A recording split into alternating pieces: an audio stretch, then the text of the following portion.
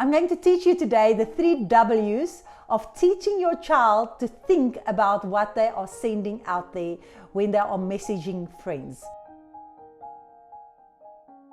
Hi, I'm Natasha Visser, and remember to click that subscribe button if you need more advice on parenting. Now, I found that when I work with teenagers, and especially with my kids in my house, that we assume that they know messaging ethics, understanding when they are sending, what they are sending, and to who they are sending these messages. So that's the 3 W's, and I want to actually help you and maybe check this week if your child puts any thinking behind sending messages. What are they sending? To who are they sending to? And when are they sending it? So, because they actually we give them their phones and assume, oh, I've got a good kid, they will know what to do. Honestly, they don't, okay? They just go and do what the other friends are doing.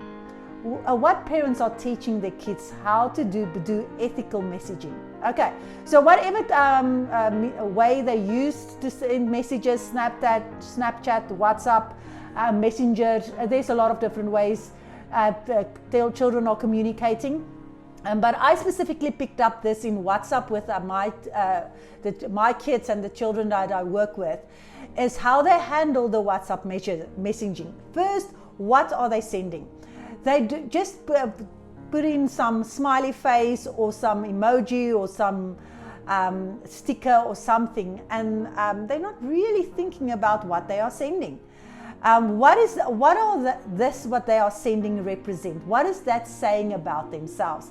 Especially on that profile pic, on the profile pics that I have on the messaging systems and stuff.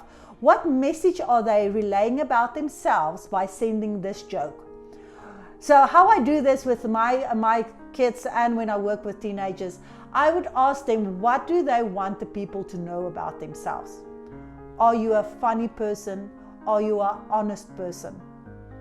Are you a clever person? Like my son, he wants to be known that he is clever, all right?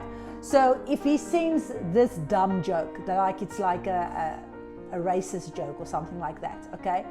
Does it show the intelligence or does it show the stupidity? That's a good question to ask. They're just sending anything. So I want you to go and check and go and look a little bit at your history of your child's messages and see what type of jokes or what type of messages are they sending. Is it betraying who they are? Okay, a clever person, a kind person. What type of person are they betraying by sending these messages? So what are they sending? You don't want to call them out and fight with them. You just want to ask them. And it's actually quite an eye-opener to see how your child sees themselves. If there's a lot of photos of themselves, if it's girls. Is it because they're confident or are they lacking confidence? Maybe they're sending because they want approval. That is quite a concern. So think, what are they sending? What message are they trying to get out there in the world? The second question is who? Who are they sending this to? If you have a girl and she's sending photos, even if it's not seductive photos, just general photos to friends and boys, who are she sending it to? Is she sending a group selfie of her friends to her friends, or are she sending a photo of herself to a boy? Who are they sending it to? Are they applying critical thinking? So one of our rules in our house is whoever number is on your phone should be able to come and have dinner with us. So my kids are not allowed to have phone numbers on their phones with people who they won't be willing to invite to their house. Remember, your phone is very private. You're inviting strangers and maybe people that you don't even like into your life, into your personal space. Why is that people on your phone, on your messaging system? All right, why are they there? They're not supposed to be there. If they're not willing to come to have dinner in your house, they're not supposed to be on your child's phone. Now you might say, wow, that's extreme. Do you want to keep your child safe? That's the safest way I can think of on helping your child think about critical thinking of people who is on their phone. You don't want your child to be bullied on their phone. It's hard enough for them at school. All right, so help them apply a critical thinking about the who. And then the when. Maybe the when sounds silly, but I found that teenagers don't understand when is the appropriate time to send a message.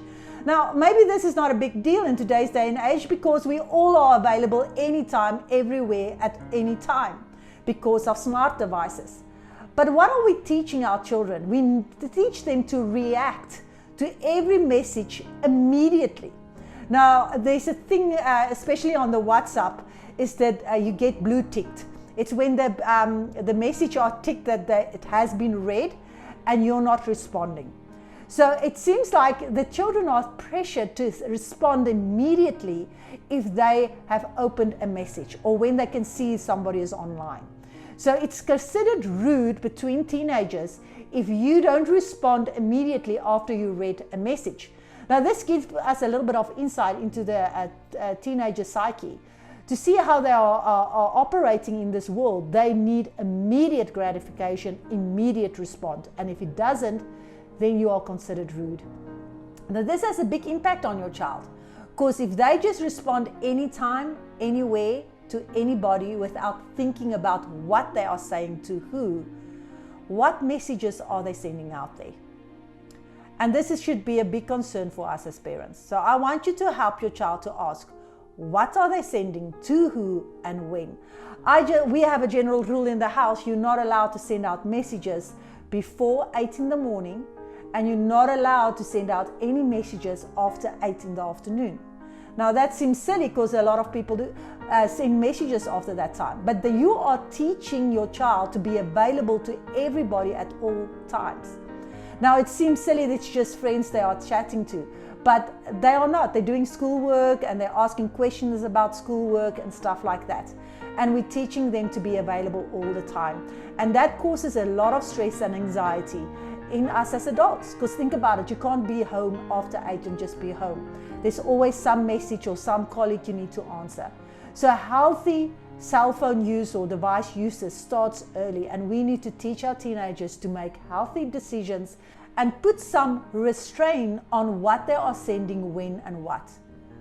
If all of them think it's rude if you blue tick, you need to teach your children how to do that differently, or not to be bothered by the blue tick. That is up to them to decide if that's going to bother them or not. Now this is very hard. You might need some coaching on this, and I do coach teenagers on this because it's hard. If society says it's rude, then do you want to be considered rude? But are your child reacting or responding to that blue tick? So I teach them how to respond to a blue tick and not to react to a blue tick, because then they send just anything just to respond or just to react to that blue tick and not to be seen rude. But then what are they sending out?